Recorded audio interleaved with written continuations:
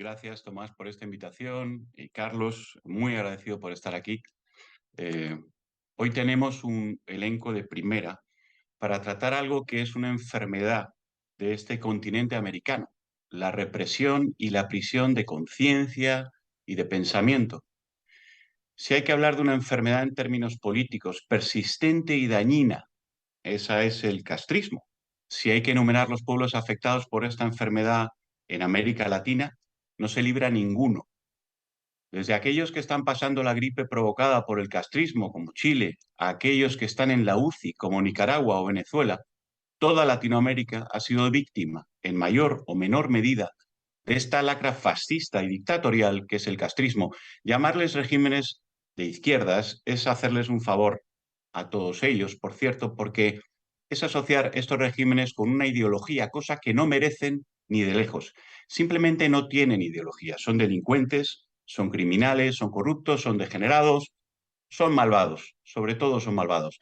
Si hay que identificar un cáncer que alimenta todas las metástasis tumorales políticas de América Latina, ese es el castrismo hoy en día.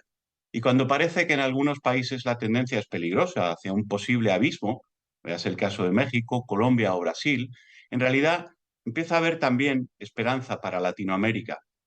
Y se debe a una razón, y es porque hay esperanza en el régimen que más daño le ha hecho a América Latina y el más peligroso para la democracia de cualquiera de todos ellos, el régimen castrista. ¿Por qué empieza a haber cierta esperanza en Cuba? O al menos yo así lo percibo. Porque las palancas de poder del régimen cubano están llegando a su fin, están definitivamente colapsando. Yo sostengo desde hace años que el régimen cubano tiene cuatro palancas de poder: la falsa superioridad ideológica, los ingresos ilegales, las relaciones internacionales y las Fuerzas Armadas. Miren, el régimen cubano se ha hecho adicto en tan solo 2 años al uso de una de las pocas palancas de poder que había administrado cual cirujano durante años contra la diferencia de opinión, la violencia militar.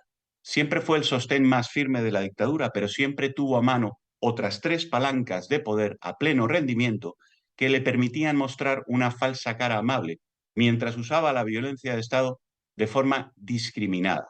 El uso del poder militar en auge surge porque las otras tres palancas de poder están colapsando. La falsa pero creada superioridad ideológica interna y externa, las relaciones internacionales y los ingresos ilegales de divisas.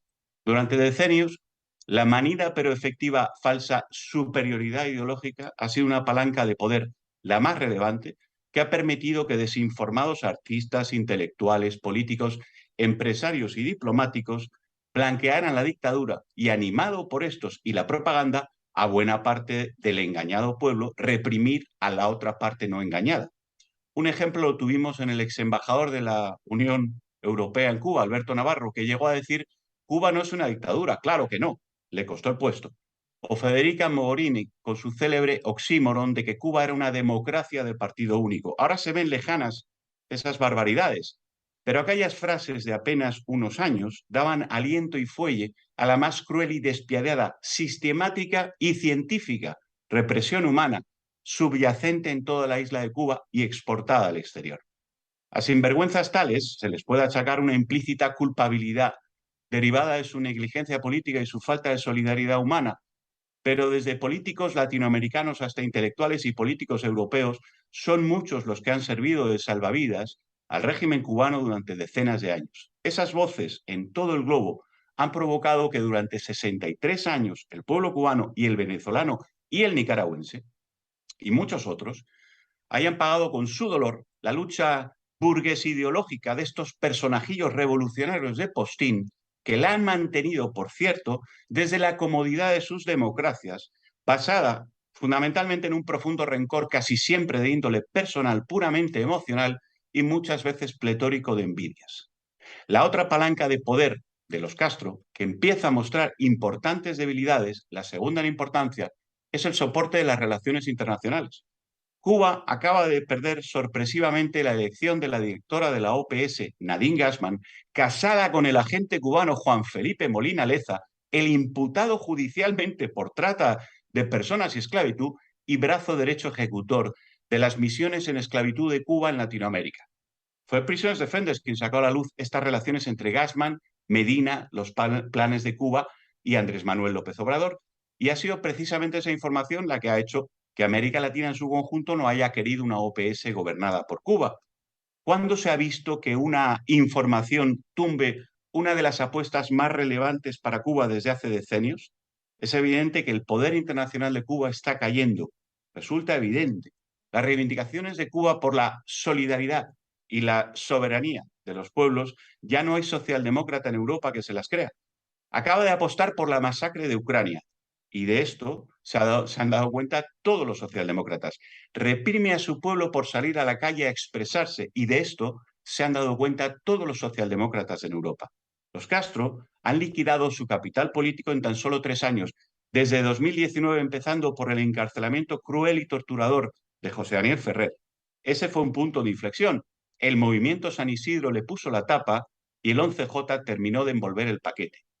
Cuba ha hecho una apuesta por la agresión contra su pueblo y contra el de Ucrania, que no estaba ni está en condiciones de hacer y tiene ahora además la osadía de pedir ayuda económica, pero se niegan a que la ayuda le llegue al pueblo de forma directa. Así, a las familias de los presos políticos a las que se envía ayuda para sobrevivir, están siendo acusadas de recibir dinero de potencias extranjeras y se están viendo forzadas a emigrar con amenazas de prisión del gobierno con el nuevo Código Penal y su repulsivo y nuevo artículo 143, que criminaliza recibir cualquier tipo de dinero del exterior, venga de donde venga. Otro de los anclajes de poder de Cuba son los ingresos ilegales. Cuba tiene 3 fuentes de ingresos ilegales conocidas fundamentales. En primer lugar están las misiones en esclavitud, esas hordas de profesionales cubanos, marineros alquilados en esclavitud para cruceros de lujo como MSC Cruceros y otras navieras, brigadas médicas, atletas, artistas, ingenieros o arquitectos, entre cientos de profesionales, llevados mediante coacción a trabajar al extranjero en estado de esclavitud, hecho demostrado por Naciones Unidas, la CIDH, Human Rights Watch, el Parlamento Europeo y un largo etcétera de organismos e instituciones. Pues bien, este ingreso se ha estancado y decrece cada año. Las remesas de dinero para la supervivencia de los familiares en la isla, de las que el gobierno ha retenido hasta más del 70% en comisiones y tasa de cambio, fueron la segunda fuente de ingresos, pero se han reducido a más de la mitad. La tercera vía de ingresos ilegales es el turismo y se produce también mediante trabajadores cubanos en esclavitud, por los que la empresa hotelera extranjera paga en torno a los $1.000 al mes, cuando el trabajador recibe $40 mensuales, un 4%, porque el resto lo confisca a la Agencia de Empleo Estatal. Tampoco el turismo levanta definitivamente en Cuba. Cuba está a punto de vivir un colapso ideológico, político, social, todo, todo ello sumado a un colapso económico presente muy evidente. Todo ello va a devengar irremediablemente en la caída del régimen, algo muy ansiado por la mayoría de los cubanos y todos los demócratas latinoamericanos.